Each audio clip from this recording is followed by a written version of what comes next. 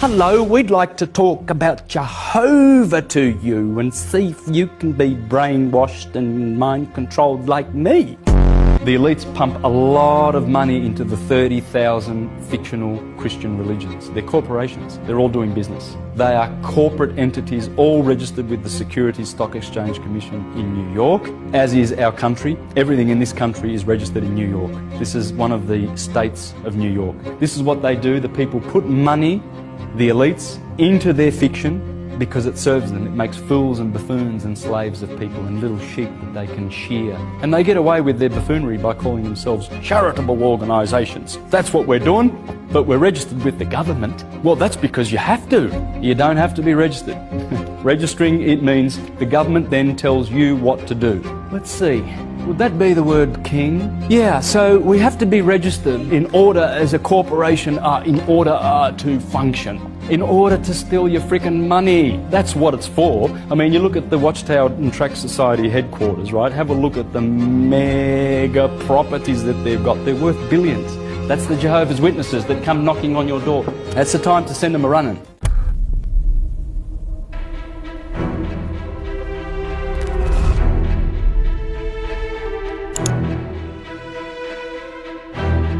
The Farneses originated in the Parthian Empire, the first world empire, the Persian Empire.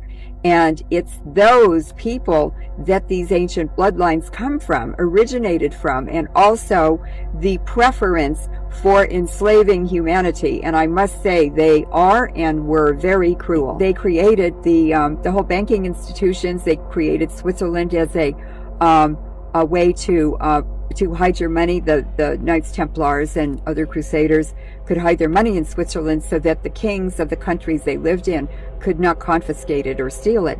And so Switzerland has always been a haven for money. Also, the Bay Area has been chosen by the Rockefeller Foundation. 4 cities in the Bay Area have been chosen to be special cities for the New World Order. They have 100 listed on their website. And what they want to do is make one world religion, bring all people under one world religion.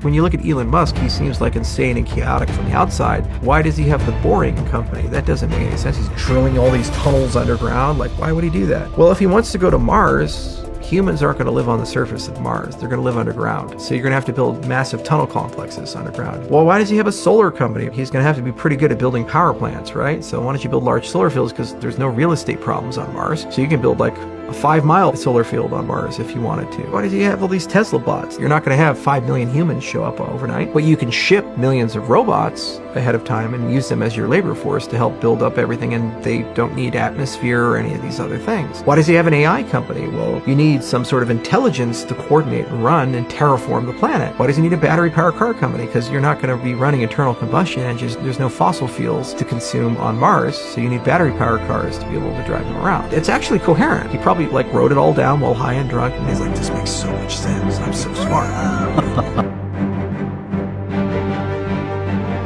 One of the features of this fourth industrial revolution is that it doesn't change what we are doing, but it changes us. The very idea of human being some sort of natural concept is really going to change. Up until now, the conversation we've been having is around freedom of speech. Once we can access people's thoughts and access people's emotions. The focus, as all of you know, today is on what's now called the Internet of Bodies, involving medical implants and other kinds of devices that go inside your body, and all together with the Internet as a whole comprise the Internet of Bodies. The Internet of Bodies, or IOB, is actually an ecosystem. It's a bunch of devices that are connected to the Internet that contain software and that either collect personal health data about you or can alter the body's function. We think of the Internet of Bodies as this collection of all these devices